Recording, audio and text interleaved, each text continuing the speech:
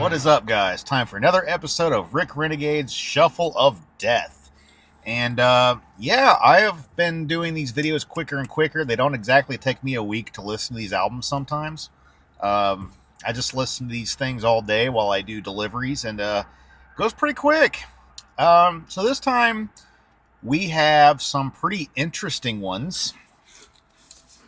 Actually, a pretty good amount of albums that I actually enjoy here. So let's start. The first thing it threw at me when I hit shuffle was Winter's Bane, Redivivus. I don't know however you say that. Yeah, I got a sticker on here. I don't know why I haven't taken it off yet. Sometimes I like to remember where I got them. I don't know.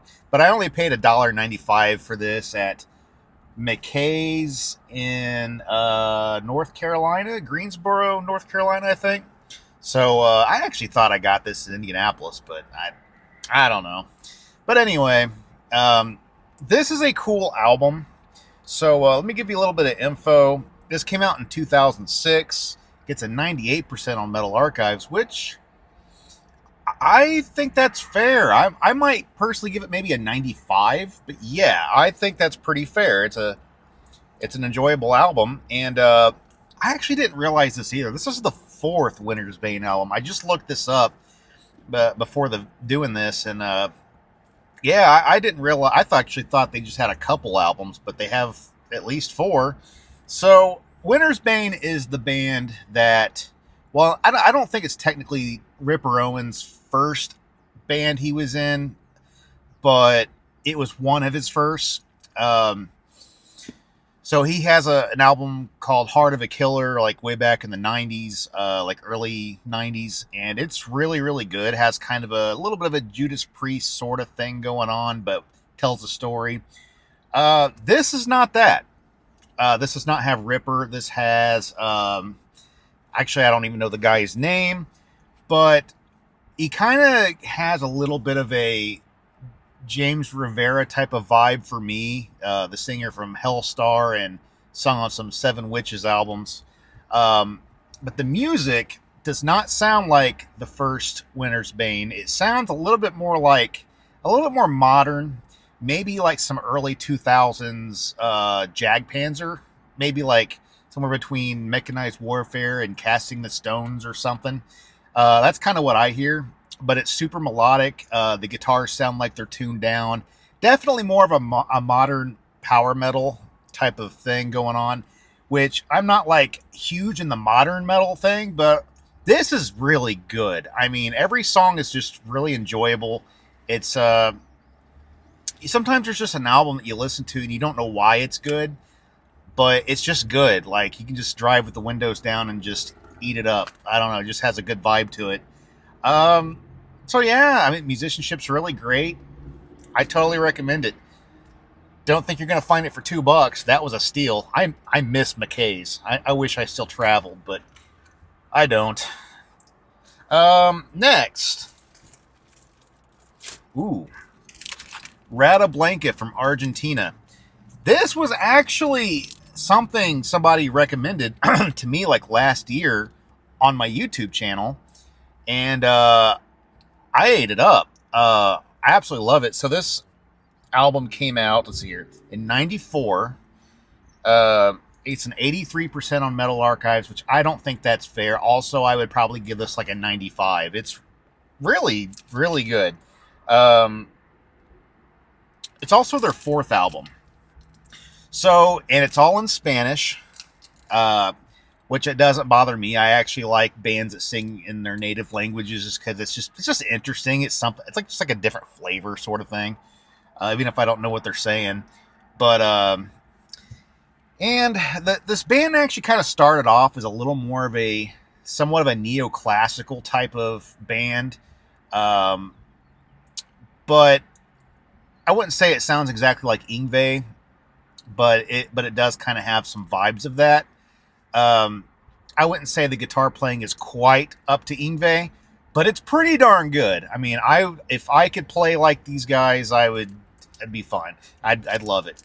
Um, but yeah, so this album doesn't really quite have that neoclassical thing going for it. It's a little more just chunky, heavy, melodic metal.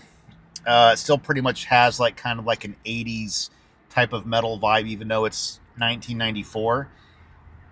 I really like it. I really like it. It's got a good, like, high pitched, kind of a raspy singer. I really, really enjoy everything about this, and I just got done listening to it again today, and yeah, it still stands. I totally recommend these guys, and thanks for recommending this to me. Another perk of having a YouTube channel. Next. Ooh, this is interesting. Okay, Black Hole, Living Mask. Of course, I got another badly cracked case. I get them in the mail like that a lot, but oh yeah, the little hinge is broken. Telling you, man, I got to fix a lot of cases. But anyway, this is strange. So this band actually has another album that came out before this in the 80s. They're from Italy, and they're kind of like, they're a doom metal band. A little bit of a progressive side on this album especially, but more of a doom metal band. Their first album is one of the best albums ever made. I'm not a huge doom metal guy, but their first album is probably my top favorite doom metal album of all time. Maybe right next to like Master of Reality by Black Sabbath. But this one, so what's odd about this, it technically was recorded in like 88, 89. A little bit of a gray area. Nobody really knows exactly when all the songs were recorded. So I guess there's kind of like it definitely wasn't all at the same time. But this wasn't released, I don't think, until like the year 2000. That's kind of what I got from it on Metal Archives. I like this a lot. The only thing that drags it down for me is the recording sounds kind of like a demo. It's really dull sounding.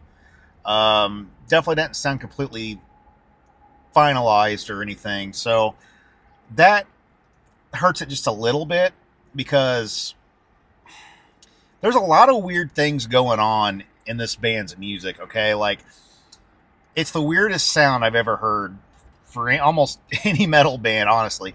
They use notes that almost don't work, that don't make sense musically, but somehow it creates the most interesting, eerie vibe I've ever heard. I mean, like, even like they use a lot of like keyboard stuff, like, it's just really odd, and a lot of the ideas just don't sound like they musically work, but they do. I don't know. It's just one of the coolest things ever. Their first album, it's called Land of Mystery, and it sounds kind of like, almost like a doom metal funeral. It's the weirdest thing.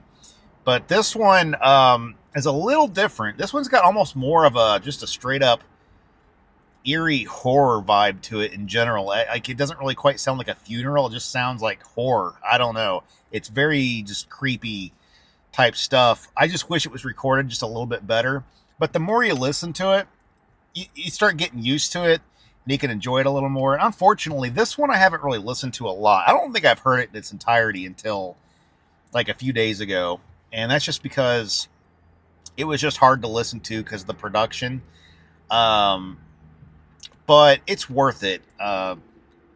It is very good music. So, but I still prefer Land of Mystery, I think.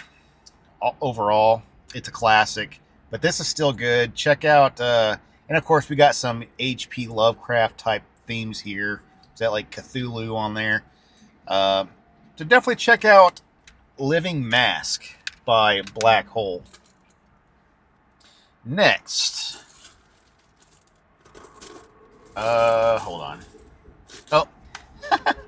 So, I don't know what's with my freaking phone, but it loves a couple of bands for some reason. Now we're on to the second Malaya Rage album it's picked in like 6 videos.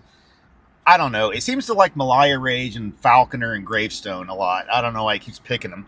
But I will say Malaya Rage is one of the most underrated, criminally underrated bands, in my opinion. I've always had a soft spot for this band. I always thought they were really talented and knew how to write some pretty cool, memorable music, like just heavy music.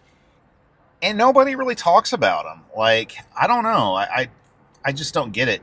But they're from the East Coast of the U.S., like Massachusetts or something. Um, so I'll give you some info about it. This came out in '04. This is more or less kind of like a comeback album sort of deal. This gets a 90% on Metal Archives, which I actually don't think is totally fair. I think it's a little better than that. Well, I don't know. I don't know. It depends. Maybe I would give it like a 90 or 93. Maybe that's about accurate. Um, and this is technically the fourth Malaya Rage album. So what do we got here? So I kind of use the word comeback album in a sense. It is and it isn't. So they came out with a couple albums, kind of real close together. Uh, in the late '80s, and around like 1990, they put out a couple albums, and then they have kind of an unreleased album that I'm not counting for this video. And then they had an album in the middle of the '90s, like '95 or so, called Death Valley Dream, and then another like, let's see here, what did I? Yeah, so this is '04, so that was a pretty big gap from Death Valley Dream to this. So it's kind of the same thing as you would expect from earlier Malaya Rage. It's just not quite as thrashy as like Kill to Survive songs. Like, don't expect songs like The Pack or what are some of the songs off of that Impaling Doom or whatever, like some of the real crazy thrashy songs. This is not really a thrash band, but they do have a thrashy sort of sound to a lot of their music, and it's still here. But this album doesn't really go crazy on the thrash. It's a little more melodic, just heavy melodic, and it has a different singer. This is the first time Mike Monroe did not sing on a Malaya Rage album, and he's my favorite Malaya Rage singer. This one has, what's his name, Paul Salza. So I like him, but I'll be honest, the first time I ever heard his voice with Malaya Rage, I did not like it. I didn't think it fit the music very well. But over the years, and let me tell you, it's taken quite a few years, I've started to actually like his voice more. I still prefer Mike Monroe, but I think he sounds better as time goes. I thought he sounded kind of cheesy the first time I heard him on this album. I thought he sounded like he was trying to be like this angry biker dude or something. He just sounded corny, but I don't know. He's really talented, though. He's got a really good, clean voice, and I don't know. He's good. He's good. Um, so yeah, I pretty much like every song on here. I always thought their songwriting was actually really solid. I just don't know why they don't get more recognition. But a lot of good, a lot of good guitar harmony, even a ballad that's really good, an instrumental that sounds like Metallica could have come up with it or something. It's just really good. As a matter of fact, I would say like this is the type of album I wish Metallica could have done in like the '90s. You know what I mean? It just would have been like a good middle ground of melody and heavy. But whatever. Leave it to bands like Malaya Rage to make something. But next, last but not least, David Rock Feinstein, the guy from The Rods. So this is his solo effort, which is kind of weird. I don't really understand how his career has completely worked, because he also had another sort of a solo album that just went by Feinstein, which is also a good album. The album's called Third Wish, but this is just straight up David Rock Feinstein. This came out in 2010, and there is no reviews on Metal Archives on this, and this is like their second album. So, okay, this one gets kind of weird. When I'm a big Rods fan. Okay, I love the Rods, and when I found out he had some solo albums, I was like, that's awesome. I got to check it out. By the way, this album's called Bitten by the Beast. Okay, so I checked out this album. I ordered it. Actually, I never even listened to it. I just ordered it, and I stuck it in. I listened to it, and I'm like, I hear the first guitar riff, and I'm like, score. It's just like the Rods. Awesome. And then David Feinstein starts singing, and I'm like, okay. So it sounds like David Feinstein. Okay, it's not his vocal delivery. That's fine. It's just the production on his vocals. It was just like an elephant in the room. I couldn't get over it. It sounds like he took like a tin can, tied a string to it, straight to the interface to the computer and recorded it. I mean, it just sounds odd. It just sounds small and really, really weak sounding. I don't know. It doesn't fit in with the mix very well at all. But I will tell you what, and after I heard that, I listened to a couple of tracks and I just stopped listening to it. And I think I tried to listen to it again a couple more times years later, and I just heard the production of the voice and I just stopped listening to it. And since I force myself to listen to the stuff when I do these videos, so I listened to the whole thing actually twice. And believe it or not, because I kind of let my expectations a little, kind of lowered them. Um, it kind of surprised me when I heard it. Like, these songs are good. These songs are really good, and the production for the most part's not bad. It's just the vocals, and I don't understand it. But honestly, if you like the Rods, dude, this is just a modern Rods album. And I even think I think it has a couple of the Rods members doing some parts on some songs. They're not on all of it. And believe it or not, Ronnie James Dio, who actually is the cousin of David Rock Feinstein, actually even sings a song on here. I will say it's not one of the best performances I ever heard by Dio. Rest in peace. But it's just cool that he's on here, honestly. It's cool to hear them working together, because I believe they were in Elf together, like way back in the day. But I don't know. So honestly, it's worth it. I need to check out his other solo albums. All I have is this and the one that's just called Feinstein, and all the old Rods albums, plus a newer Rods album. So I don't know. Check it out. It's a good album, at least. I would probably, if I had to give it a review, I would probably give it an 85, and that's just based on the music itself. I would probably give it like a 95 or so if it went for the vocal production. But yes, it is a good album. Wow, this video is a lot longer than they usually are. I think I just had a lot to say today. I don't know. I just kind of enjoyed listening to these today. So, if you like this video, like, subscribe.